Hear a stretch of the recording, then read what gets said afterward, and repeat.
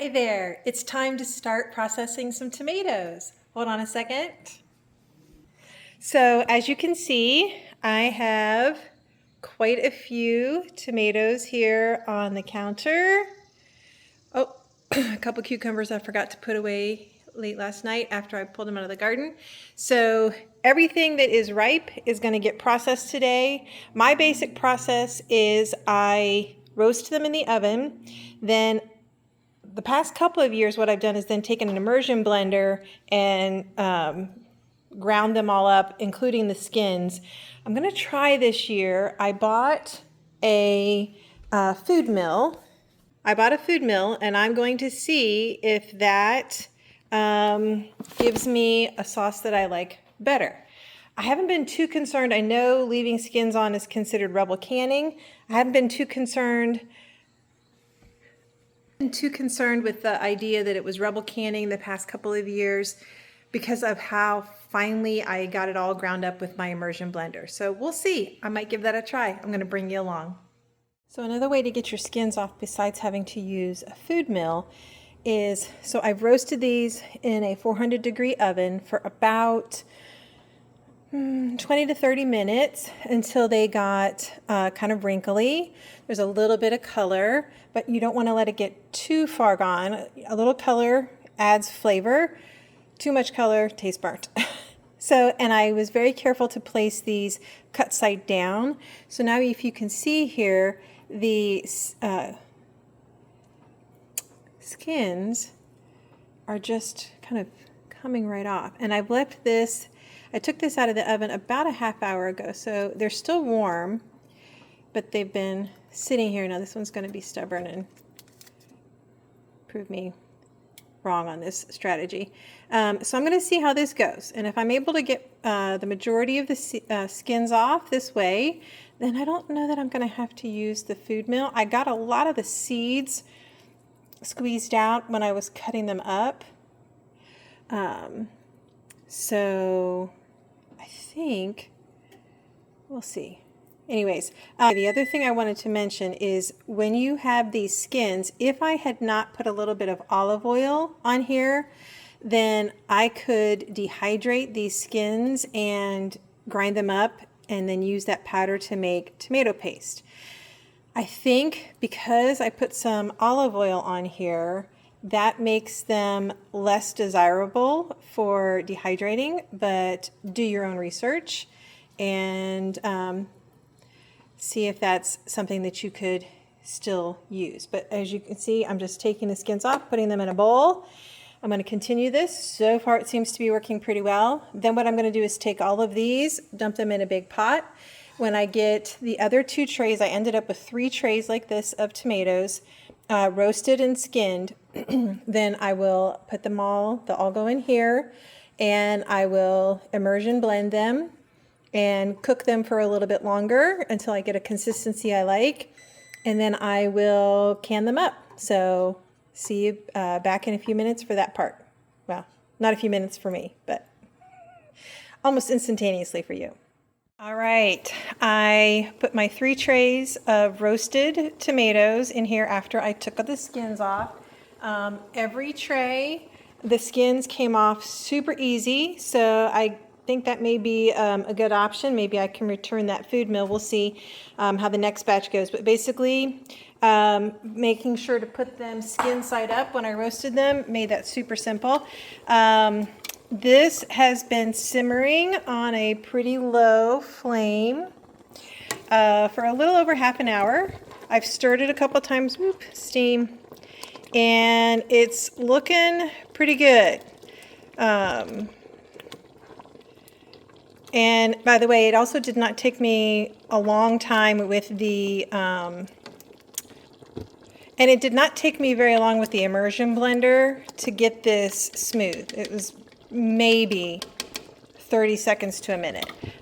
Just stuck it in there and kind of zhuzhed it up a little bit. And as you can see, this is looking pretty good. The color's getting nice and dark red. I think we might be about ready to get started with canning it. So what I'm going to do is I'm going to use a water bath canner. I love this water bath canner. I grew up in the country. We had a garden that was well over an acre, and my parents did a lot of canning, but they used a pressure canner, or they froze things. So when I was getting into the idea of canning, I did a lot of research, and I found this water bath canner, but you can also use it for steam, which is what I tend to do because it saves a lot of water. And you can see it's got a little gauge up here. So this is why I love this. I don't have to guess when when the water is at enough, has enough steam built up, or if I was water bath canning, had the boiling up good enough. To steam can, you take the rack that it comes with and you turn it basically kind of upside down so it makes a little platform.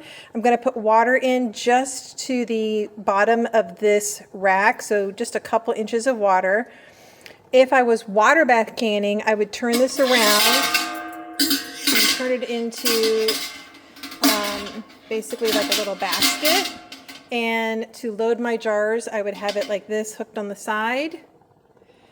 And then I would put my jars in here with water already in here at a kind of simmering boil. Pause on that. If you are canning something that is hot, you want to put it into jars that are warm. And then you want your water to be already warm and almost boiling. If you are canning something that is cold, like maybe you made pickles, then you want your canner cold to start with. You want your jars cold because what you're putting in there is cold. And the physics of heat is that you don't put hot things in cold things together, because when you have glass jars, you're going to create a perfect situation where you could get something, a glass jar could explode. It basically fails. So, and it cracks, it comes apart, and then you have glass all over your inside of your canner. No bueno. So I am going to be canning a hot sauce. So I'm going to be putting water in here and getting it warm and starting to boil, which won't take long since I'm steam canning. But if I was water bath canning, I would have a lot more water in here, put my jars here, and then I would slowly, using two hands, lower this. Oops, those would stay up. Lower that down, and then I would want to make sure that I had at least an inch of water over the top of the jars. That's a lot more water, even though the jars, take up some of that volume. It's just a lot of water, and you have to wait for it to come to boil a lot longer. So I do steam canning because the time is the same, but a lot less water. So, and because I have this lid with this fancy little gauge, it makes it very easy for me to be able to tell when it's ready. So what I'm going to do next is get a few more things set up. But what I've done, just to let you know, is I've put very hot water. I washed the jars that had not been washed yet. They're sitting here with hot water in them so that the glass is warming up. I've washed the rings and lids, and I've got them sitting in a bowl of hot water. Well, it's not very hot now, but it was warm, so I may run a little more hot water in there right before I get started. And then I'm going to get myself a station set up over here where I'm going to have the jars. As I am ready to fill them, I will take the water from the jar, add it to the canner until we get that to the level it needs to be. And then I will add 1/4 teaspoon, not much, of citric acid. It's a natural product. It ensures that my tomato sauce is acidic enough to not create an environment where botulism could grow. Then I'll fill up the jars. I need to double check how much headspace I need to leave. And then I will put the lids and rings on fingertip tight and then stick them in here until it's full or I run out of sauce. So let me get set up and we'll come back for that last steps. I think we're ready. So I've got my jars. I just took the water out and I put it in here. I am going to need to add more water, but I want to get going with the putting stuff in here while these are still a little bit warm. So I need to open my citric acid here. And I'm going to put the citric acid in first. I need 1/4 teaspoon. I'm going to put it at the bottom of the jar. I like wide mouth jars. You don't have to use wide mouth. I just prefer them in case I would decide to maybe freeze something instead of putting it in the canner. I also, or if you're making pickles, it's a lot easier to get your hand in there to kind of get things stuffed down in there. All right, so now, oh, I forgot a funnel. So, and I am using plastic. I know some people have some concerns about plastic, but a metal funnel, I would be a little concerned with as much acid as we're dealing with the tomato sauce, that would be potentially reactionary with the tomato sauce. So I'm going to get this as close as I can. Now, 1/2 inch in headspace means is what we want to do, which means we're going to leave the space from here up with no sauce. That is going to allow the sauce to do what it needs to do without flowing over or being too low, which could cause issues with the amount of, even though it's not a pressure canner, there is going to be some pressure in there. So mason jars, canning jars are kind of designed in such a way where if you get it turned around, that is basically a 1/2 inch and that is basically a 1/4 inch. So there we go. And then we just are going to ladle into here. We've already put our citric acid in the bottom so it can get nice and dissolved. I think it takes almost 4 of these ladles. Okay, we need just a little bit more. There we go. Okay, and there we go. It's right at that rim right there. So now I'm going to scoot this over, get the next one. And I'm just going to keep repeating this process till I get all of the sauce into jars. And we'll see how much this made. I did not weigh the tomatoes, so no clue how many pounds, but I know that it fit on 3 big sheet trays to roast them. I will say that I used a variety of types of tomatoes, not potatoes, and some of them, most of them were of a paste style of tomato, which means that there's more meat in them and less seeds and juice. It's just a smidge more.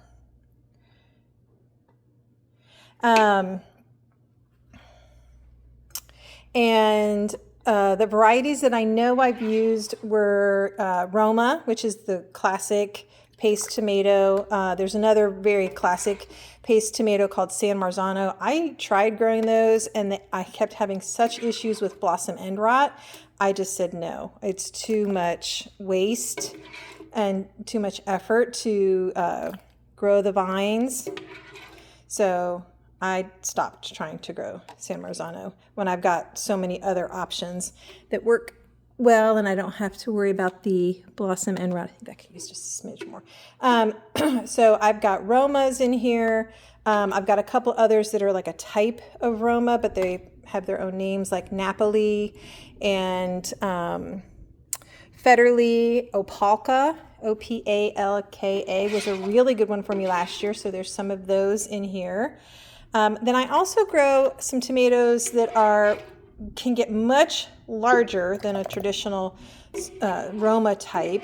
Romas tend to be kind of oblong. Let's see if I still have one so a Roma tomato kind of looks like this. The Federles and the Opalkas tend to be a little bit bigger. I can't remember if this is the Opalka. It's kind of wide. It almost says like it has 2 lobes. And then the others that I tend to like are shaped kind of like this. I'm pretty sure this is a Hungarian heart.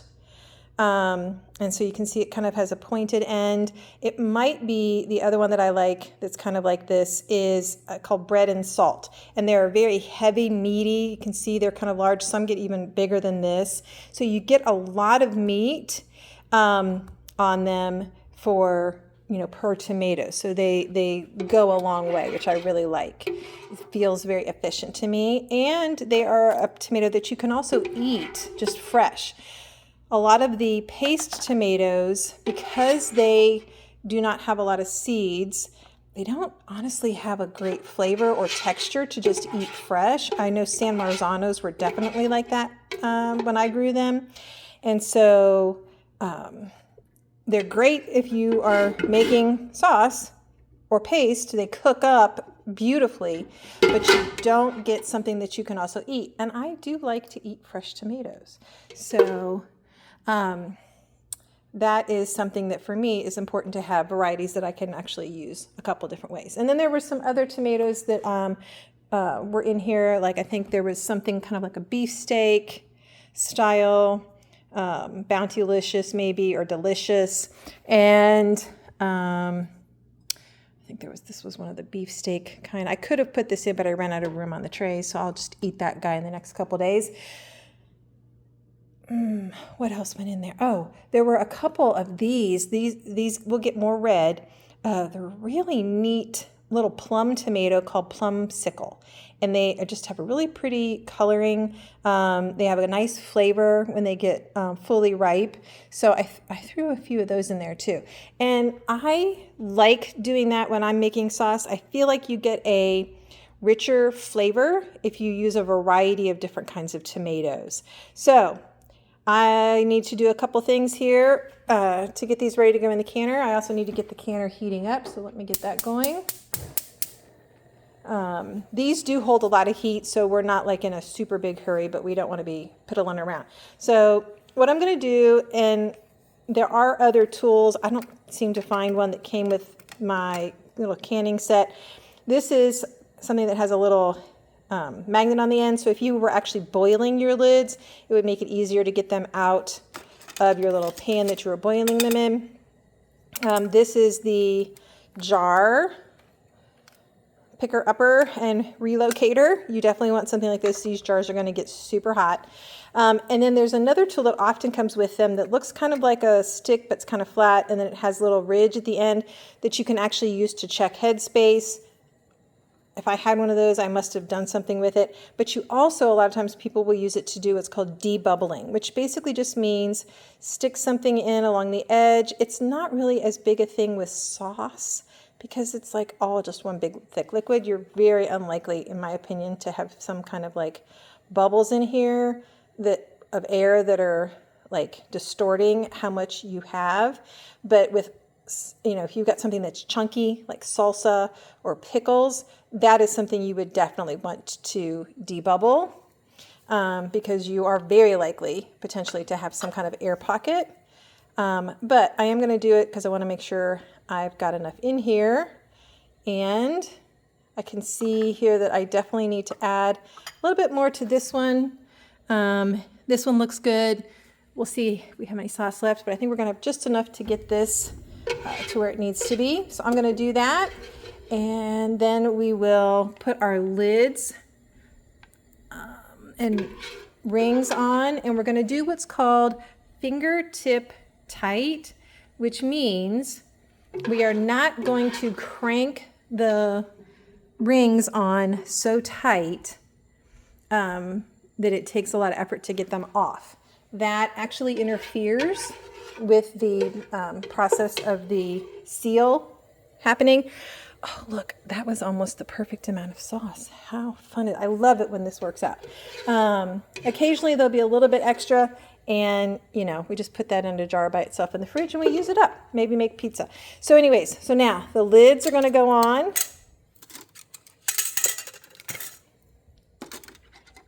Going to get this out of here, and we're just going to lay it on like that.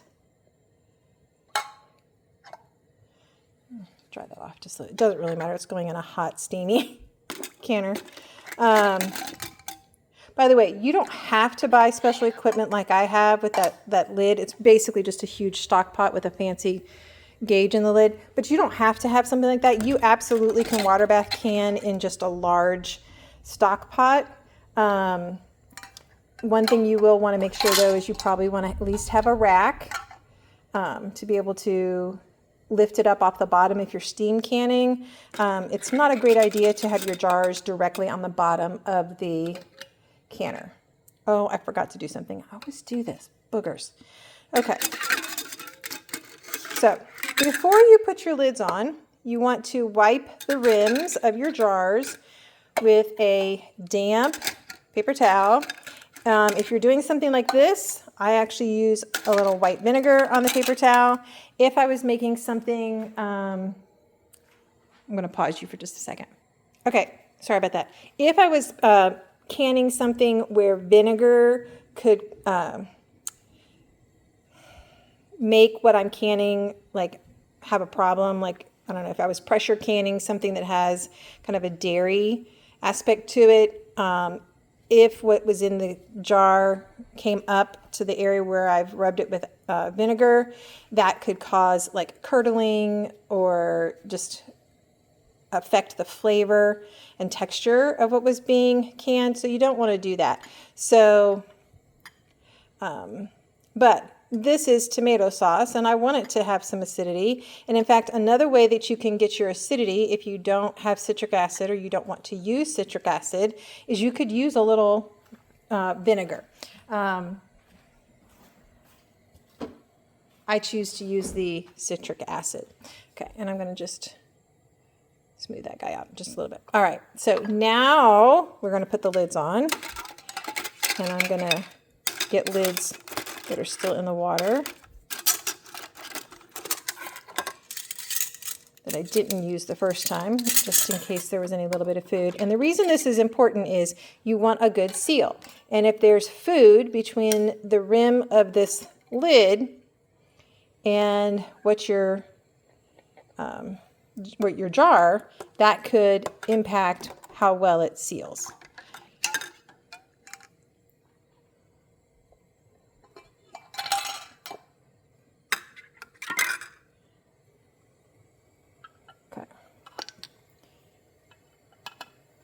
And we'll do a test. I have some new lids from a company called Superb. The ones that came with the jars, these are ball jars. Obviously are ball lids, but I've now used some of these jars a couple of years, and you have to reuse. You do not want to reuse these lids because they may not seal. So that's fingertip tight. I'm putting the ring on, and I'm screwing it down. And when the jar starts to spin,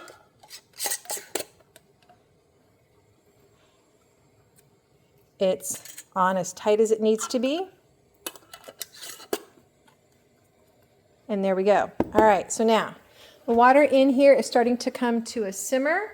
I'm going to take the other jars I had ready just in case, the water from those, and pour it in here until we get to just right below the platform. You want to make sure that you have enough water in here that as it's boiling down there, creating steam, you don't run out of water.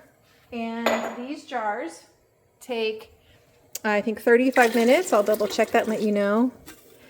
Take 35 minutes to process. So I want to make sure that the water doesn't run out. If for some reason the water would start to run out, then it's a problem. And we might have to take the lid off, which is going to affect how much steam pressure is in there, and restart the whole process over again, because I don't think you can just carry on with a dip in the pressure. So now we use our picker upper here, which, by the way, this is the end you hold. This is the end that goes on the jar. See how it's shaped to like grip onto the jar. And we're going to place these in here on the rack. We want to be careful that we are placing them so that they're not tipsy, and kind of evenly as possible, spaced around the inside of the canner.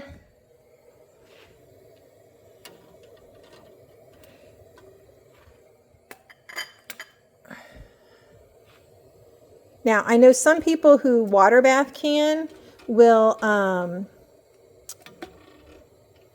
see, I don't want to put it on that ridge right there because then it'll be tippy. So you get on one side or the other. Some people, when they water bath can, will have their canner getting warm, and they will put their jars in that water to get them hot.